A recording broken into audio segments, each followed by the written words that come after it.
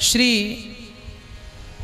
राम नरेश जी महाराज जी, भगवान के सामने रोने से क्या होता है?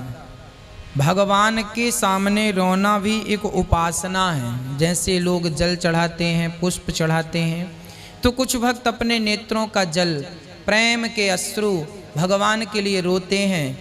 जब कोई बच्चा रोता है ना, तो माँ उसकी तरफ जरूर देखती है।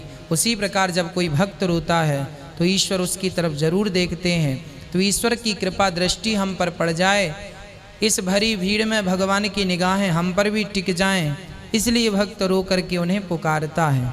तो ये तो प्रेम है। जिससे प्रेम होगा आपका, आप उनके लिए निश्चित रोएंगे।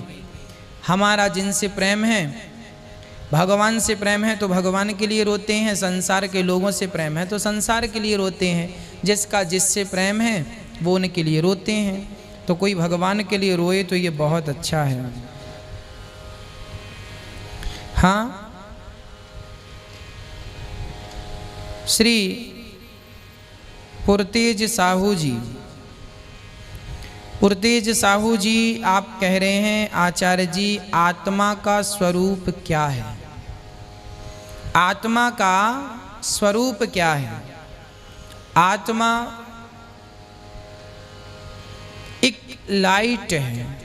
ईश्वर का स्वरूप रामचरितमानस में लिखा है, ईश्वर अंश जीव अविनाशी, चेतन अमल सहज सुख राशि। ईश्वर अंश, आत्मा कौन है? ईश्वर का अंश है। जैसे दर्पण में आप अपना ही चित्र देखते हैं, उस चित्र को कहा जाता है यह मेरा प्रतिबिंब है, मैं बिंब हूँ, और जो दर्पण में मेरा दिख रहा है उसे प्रतिबिंब कहते हैं, बिंब का प्रतिबिंब। उसी प्रकार ईश्वर का ही प्रतिबिंब आत्मा है, ईश्वर का ही स्वरूप आत्मा है। लाइट, साइंस उसे लाइट कहती है, कोई एनर्जी कहता है, आध्यात्म उसे आत्मा नाम देता है। आत्मा का स्वरूप क्या है? परमात्मा ही आत्मा का स्वरूप है और आत्मा ही परमात्मा का स्वरूप है, ये समझ लो।